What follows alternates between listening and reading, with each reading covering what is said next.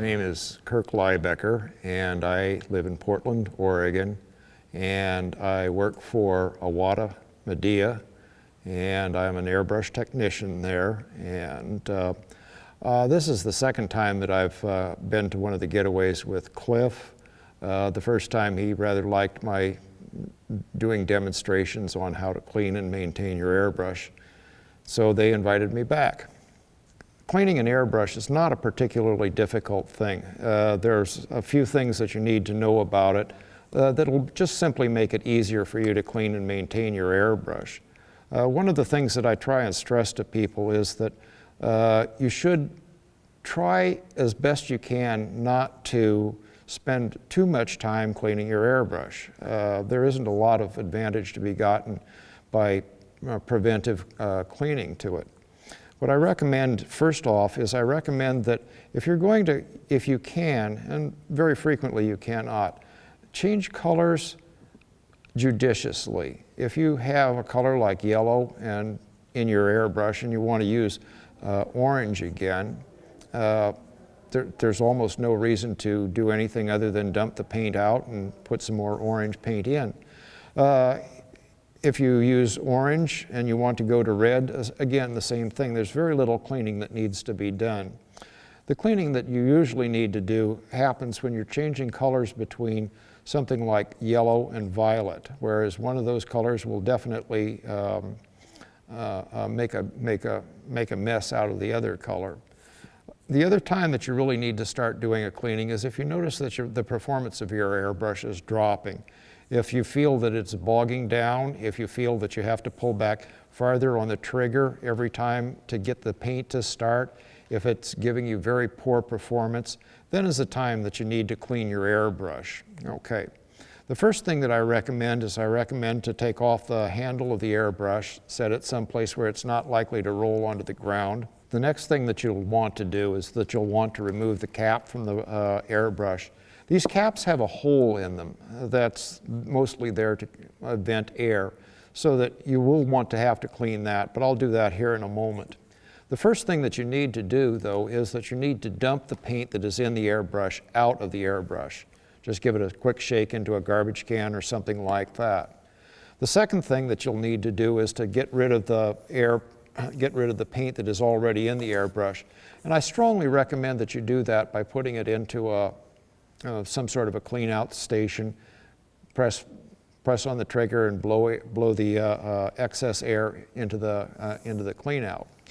Once that's done, you can remove the needle, and I recommend that you make sure that your airbrush is the color cup is clean, or at least as clean as you can get it, before you pull the needle out, because sometimes what happens is that paint will leak back into the body of the airbrush.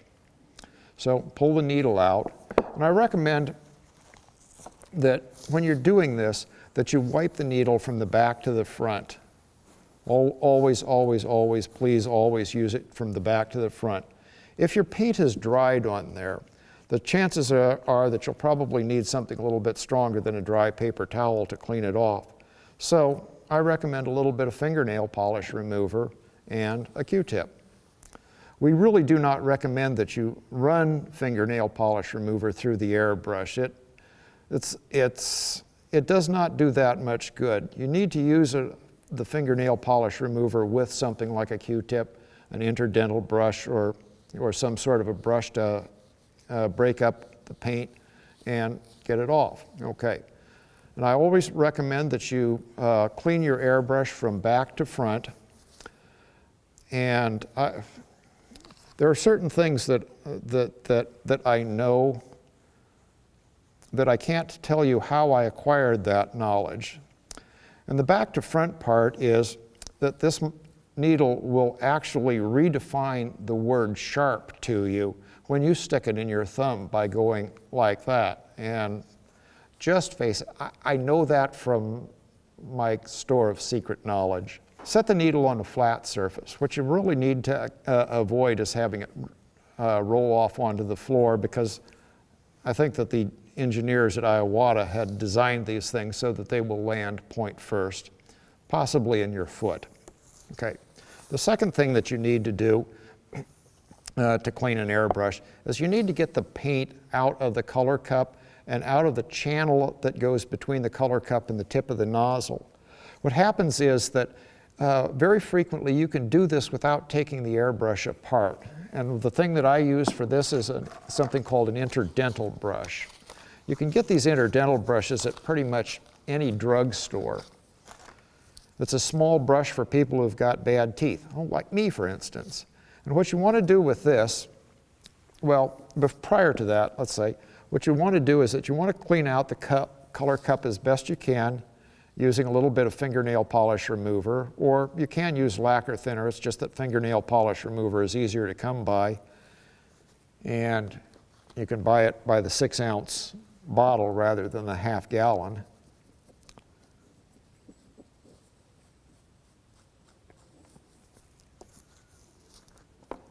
Clean that out.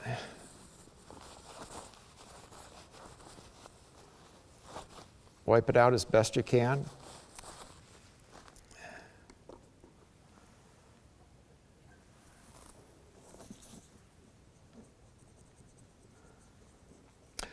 Once you get that clean, you can see that there is a little bit of a hole that goes from the front of the color cup and it goes down into the base of the nozzle. Using an interdental brush dipped in a little bit of fingernail polish remover, you can slide that interdental brush down into the nozzle and clean that out without having to take the nozzle out of the airbrush. While you're doing this, you may notice, or you probably will notice, that paint starts coming out of the front of the airbrush. And you want to keep doing this, cleaning off your interdental brush every once in a while, until the liquid that starts coming out is going to start coming out without any paint in it. At that stage, you can pretty much bet that the airbrush is reasonably clean.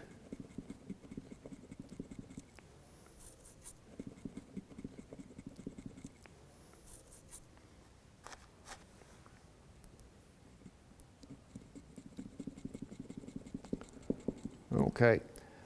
At this stage, you can put your airbrush back together and run some water through it to find out whether it is or is not working correctly. If, however, you find that even this does not make your airbrush work any better, you will have to take the nozzle out of the airbrush. For that, you remove the head cap, set it someplace where it's not likely to roll off onto the floor, and remove the nozzle. And I can see that this nozzle here still has quite a bit of paint in it that didn't seem to come out when I was using the interdental brush. So I'm going to clean that out the same way, just a little bit.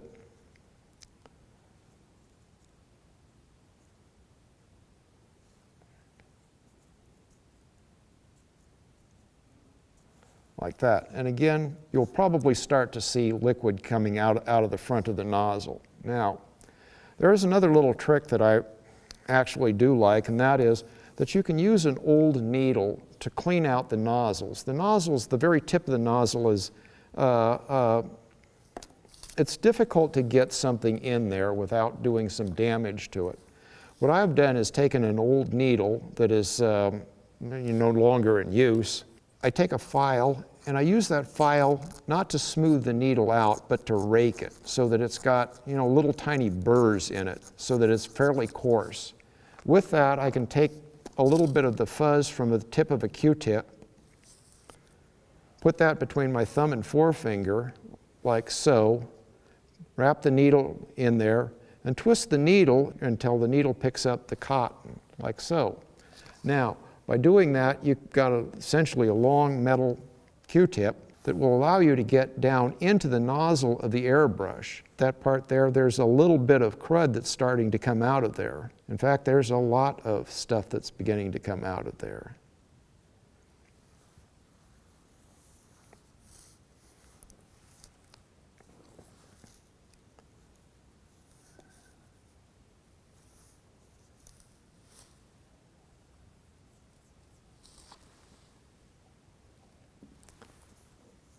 And essentially what you need to do is you need to keep doing that until the Q-tip fuzz comes back clean. One of the things that I do recommend also is I recommend that you get an inexpensive jeweler's loupe. A jeweler's loupe is essentially an eyepiece that will allow you to look at, small parts of the airbrush. Put it up against your eye, and then you move the airbrush nozzle in and out until it comes into focus. And when you're looking at this, you should see that the tip of the nozzle is a clean, straight taper from back to front, that it's got a nice, clean, round tip to it, that it doesn't have any ragged edges, that it doesn't have any cracks in it, that it doesn't have any distortion to it. And the other thing that is very good to be able to do is to look down the back of a nozzle, because usually what you should be looking for is you should be looking at the inside walls of the nozzle to see if there is any dried paint on them still. And you put the jeweler's loupe up to your eye so that you're looking through the nozzle itself. And you should be able to see the walls as being relatively shiny. If you twist the nozzle between your thumb and forefinger and you see black splotches moving around as you're doing so, that means that there's still some dirt that's in there. If you see black splotches, but they stay in the same place even though you're twisting the the nozzle back and forth, that's usually reflection, meaning that it's fairly clean inside there. Okay. Again, place the nozzle someplace where it's not likely to roll on the floor. I clean the cap, usually with on the outside of it. I clean the cap with just a Q-tip, a little bit of fingernail polish remover. For the inside of the cap, however, paint does build up in there from time to time, and one of the things that you'll notice is that it will seem like you're getting less and less air pressure going through your airbrush. So what I recommend for that is, again, a little bit more Q-tip on the end. Put that down through the cap.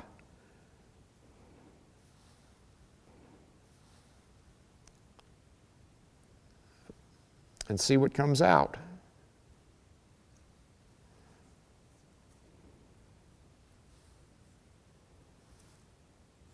And this one's coming out pretty clean, so it's time to put this thing back together. One of the other things that you can do with interdental brushes is you can use them to clean out the front part of the airbrush too, and mop the excess up with a Q-tip. Now, as I said, there's a small hole that is in the top of the cap that goes on this airbrush, and that has to be open because what happens is it's a vent hole to allow air in, so that as the paint escapes through the airbrush, it does not create a vacuum in there. And again, this little tool with a serrated end to it, and again, a little tiny bit of cotton fuzz.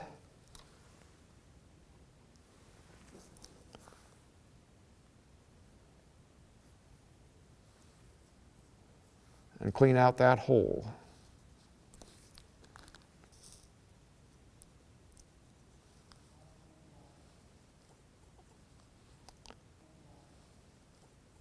One of the other things that you should take into consideration, if your airbrush gets dirty, it is time to take the back part out of the airbrush. This is not much of a problem though. Pull the needle straight out and look to see if the pin that goes down into the body of the airbrush has got any kind of paint on it. If it does, I recommend that you clean your airbrush out with a little bit of a pipe cleaner and again fingernail polish remover. Push that down into that hole where that little piston goes, twist it around and see if you're getting liquid or getting paint coming out of there. If so, keep doing so until the pipe cleaner comes back relatively clean. You can also clean the insides of the airbrush with just a Q-tip. Again, a little bit of a pipe clean, Again, a little bit of fingernail polish remover.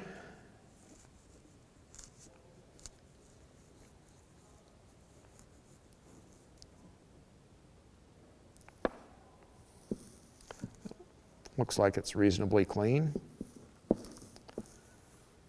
And for the chuck mechanism, again, you only want to do this if you notice that you've got paint coming back into that trigger housing. That happens very infrequently.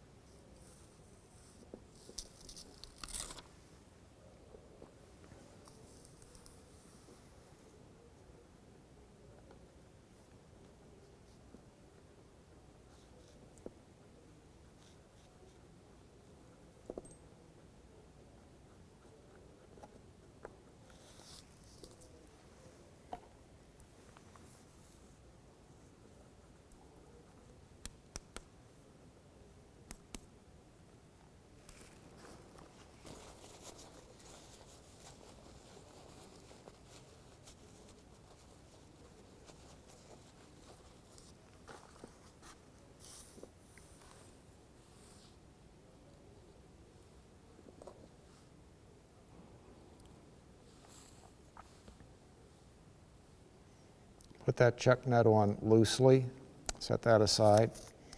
I also recommend that since you've got the trigger out,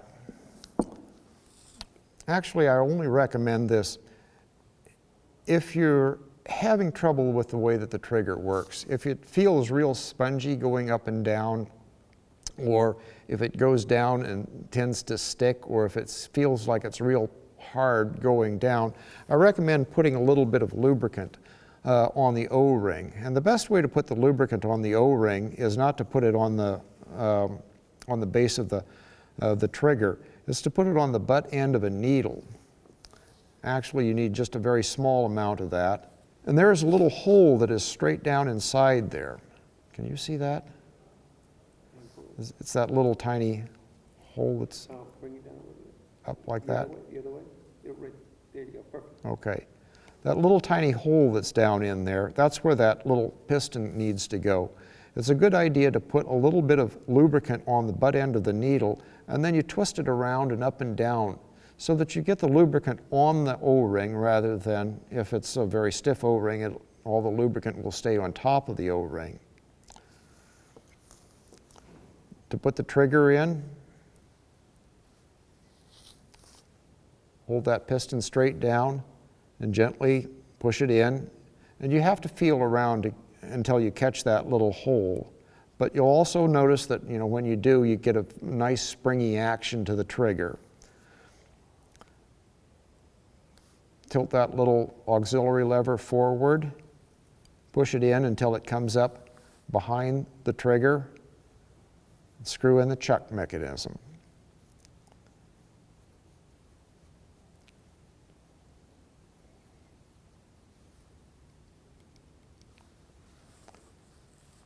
Take the nozzle, put it on top of the airbrush, put the nozzle cap over the top of it,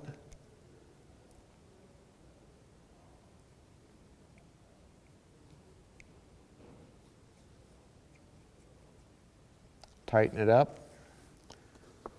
Use your wrench, not to reef on it, but you want to use the wrench to snug things up just a little bit, about like so. If you've noticed that you've had problems with the trigger in the back and forward motion to it, it is a good idea to put a little tiny bit of the super lube right where the taper of the needle starts.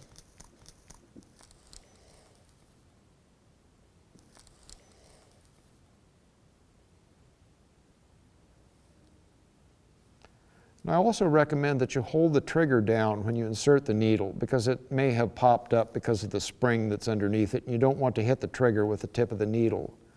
Push the needle all the way through until you feel a nice positive stop to it. Lock it in place by twisting the needle chuck nut. And the other one that I do recommend when you get done with that is to spray some water through it. Usually if you're spraying water through it, you'll be able to tell whether the airbrush is working properly or not. And sometimes I recommend spraying it against a small piece of mirror. The thing about spraying against a mirror is it becomes very obvious whether something is spraying correctly. Cap on top, put the handle on, and you're ready to go.